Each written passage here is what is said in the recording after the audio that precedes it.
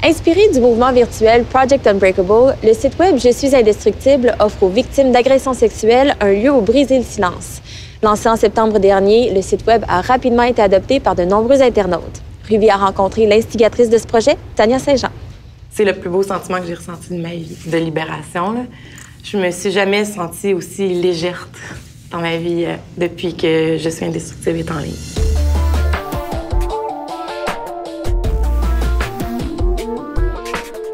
Tu es l'instigatrice du projet Je suis indestructible. Peux-tu nous parler un petit peu en quoi consiste ce projet-là? Je me suis inspirée à la base du projet de Grace Brown, Unbreakable. C'est un projet qui est parti aux États-Unis. Puis, c'est une photographe qui se promenait aux États-Unis et qui demandait aux victimes d'agressions sexuelles de citer leur agresseur. La citation est écrite, oui, puis la tenue sur de une main, feuille. c'est ça. Exact. Puis j'ai décidé de prendre cette approche-là puis de comme vraiment rentabiliser l'expérience pour les victimes d'agressions sexuelles.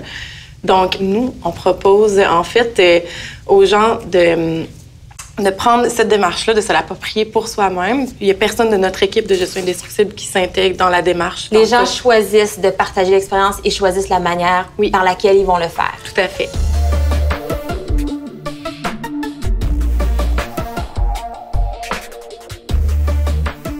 Qu'est-ce qui fait que le web permet de s'ouvrir plus facilement? On est devant notre écran, on n'a pas comme l'anxiété ou l'angoisse de le partager avec quelqu'un en face à face, d'avoir un peu à subir le regard de l'autre. De se faire juger. Oui.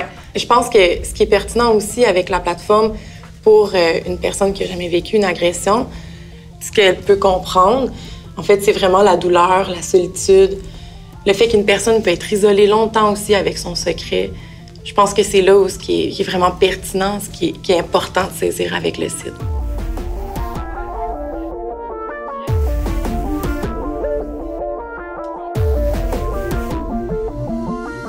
Je peux aller chercher les ressources pour m'aider parce que je pensais que j'allais être capable seule.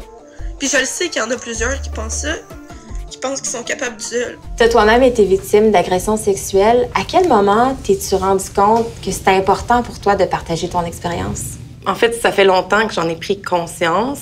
Je le faisais comme dans ma sphère personnelle, dans ma vie, avec les gens près de moi. C'est vraiment le projet de Grace Brown qui m'a frappée, qui a fait il faut qu'on prenne cette voie-là pour pouvoir briser les tabous, vraiment briser le silence que les victimes vivent pendant des années. Fait que toi, tu t'es exprimée directement avec l'aide de ce projet-là. Oui. Quelle a été la réponse, l'accueil de la part du public avec ton projet? J'ai jamais reçu autant de merci dans ma vie. Puis depuis qu'on est vraiment une équipe, là, on est 4 dans Je suis indestructible, on n'a jamais reçu autant de... On fait du bien, puis on le ressent beaucoup. Ouais. On a un très beau feedback.